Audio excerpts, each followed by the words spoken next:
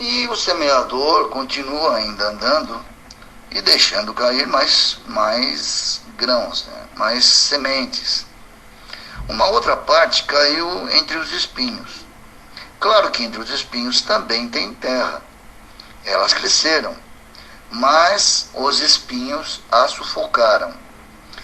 Podemos entender que são pessoas que começam a crescer realmente, começam a entrar em algum tipo de doutrina, algum tipo de religião, algum tipo de caminho espiritual, mas que com o tempo elas se sentem sufocadas pelo dogmatismo, sufocadas pelas, muitas vezes, a descrença que começam a ter no decorrer do tempo. Elas começam a absorver, acham aquilo muito bom, começam a criar raiz, começam a participar, mas esses espinhos acabam sufocando. Esses espinhos que a sufocam, nós podemos ver em muitas doutrinas, onde as pessoas vão, percebem que estão sendo ali enganadas, ludibriadas, ou então a pessoa, com o decorrer do tempo, começa a se questionar se realmente aquilo é válido. Quantas vezes nós vemos pessoas que entram em determinadas doutrinas religiosas e gostam e começam então a frequentar, a seguir os seus dogmas. Mas esses mesmos dogmas acabam por sufocá-las. Elas acabam criando então um atrito, uma diversidade. E olha, nas casas espíritas não é diferente. Se nós analisarmos, grande parte das casas espíritas são dissidências de outras casas. Porque à medida que a pessoa vai evoluindo, as suas ideias já não estão ali correspondendo com aquilo que ela vê, aquilo que pregam a ela. Então é muito importante nós entendermos isso como esses espinhos que sufocam, como aquelas que estão sendo sufocadas pela tendência que tem muitos dirigentes de casas, muitos dirigentes de casas espirituais, seja, repetindo, qual for a doutrina. Podemos falar do espiritismo, claro, temos esta liberdade, mas nós sabemos que outras doutrinas fazem a mesma coisa. As pessoas entram, começam até a crescer dentro, a se identificar, mas se sentem depois sufocadas, muitas enganadas, muitas saem decepcionadas. E quando essas pessoas saem decepcionadas, elas normalmente não voltam mais. Elas não voltam mais e ainda falam mal.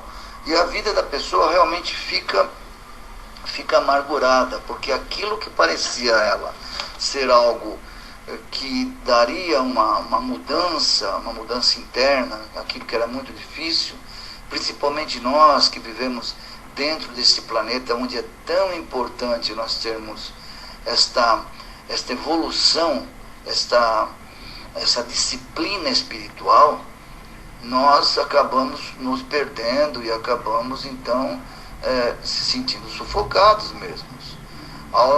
Tem pessoas que eu conheço que vão fazer às vezes um tratamento numa casa espírita e a pessoa fala bem assim, hoje é dia de ir lá no centro, hoje à noite eu tenho que ir lá no centro, como se aquilo fosse um trabalho, alguma coisa pesada, alguma coisa onde ela está indo porque falaram que é bom.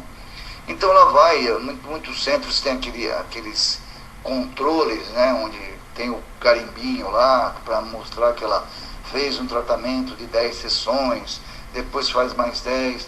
A pessoa não vê a hora de ter o carimbinho lá preenchido. Pronto, acabou aquilo, a pessoa já não quer mais aparecer. E desculpas não faltam. Vamos entender essas pessoas como pessoas que caem como as sementes que caíram no espinheiro, cresceram, mas foram sufocadas por eles. E as sementes continuaram então a cair. Outras caíram em uma terra boa e gerou frutos. Alguns grãos rendendo 100 por um, outros 70, outros 30. E ele finda então dizendo: que ouça quem tiver ouvidos para ouvir. Estas são as sementes que realmente germinaram. Vejam a diferença. Quando uma semente germina, ela não germina apenas para ela. Ela, como está escrito, ela rende 100 por um. Claro, isso é uma linguagem figurada. Mas quer dizer que a pessoa, à medida em que ela evolui, ela não evolui apenas para ela, mas a um conjunto de pessoas e de coisas que estão ao redor. Nós estamos dentro de um planeta, no momento, com 7 bilhões e 800 milhões de habitantes. Não demora muito, chegaremos a 8 bilhões. Mas vejam que nós todos estamos ligados um com o outro. Essa é a importância da germinação. Vejam que quando uma doença, uma bactéria causada em um país no extremo do planeta, ela vai gerar consequência no outro extremo do planeta. Se uma coisa ruim pode gerar algo tão expandido, o que é bom também. Vejam a importância da semente que cria, que gera. Ela espalha. Ela espalha não só para ela espalha para todo mundo. Num sentido prático, vejam quantas pessoas, às vezes dentro de uma família, ela desequilibra todo um ambiente.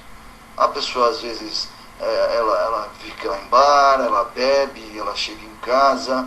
A hora que chega em casa é um conjunto de 5, 6 pessoas, já entram em conflito, aquilo tudo já gera toda uma confusão. Nós vemos agora, em pouco tempo, nós vamos ver agora, daqui a pouco, o Natal já está chegando, e quantas vezes nós vemos que naquelas reuniões de família, tem 20 pessoas, mas tem um que consegue estragar tudo. Porque bebeu demais, porque se alterou e começa uma discussão. E aquilo acabou gerando para as outras 19 que estavam lá todo um processo de tristeza, de angústia, de raiva. Elas saem de lá, ao invés de se confraternizarem, acabam saindo então piores do que foram. Da mesma forma é o inverso. Uma semente que gera o bem, uma semente que gera algo positivo, ela também gera para outras pessoas. O inverso também. Um lugar onde está cheio de pessoas ali desequilibradas, se chegar uma pessoa equilibrada, ela vai fazer com que os outros também entrem nessa mesma vibração. Esse campo fluídico que nós falamos no começo. Esse campo fluídico que nós geramos, ele pode ser para o bem ou para o mal. Quando falamos campo fluídico, nós estamos falando de estarmos todos dentro de uma teia, dentro de uma rede que nós não vemos, mas que estamos sempre ligados uns aos outros. Nós estamos conectados com os outros.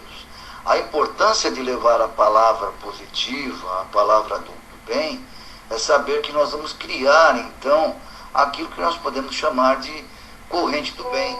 Ao fazer uma coisa boa para um, essa um vai fazer para dois, esse dois vai fazer para três, e quando vemos fazer o bem, um dia vai se tornar algo tão normal que as pessoas sequer vão notar. Porque fazer o bem não vai ser apenas uma condição daqueles que seguem uma doutrina, mas vai ser algo comum. Vamos dizer assim, será moda ser bom. será normal ser bom. Não será então algo diferente, será algo comum.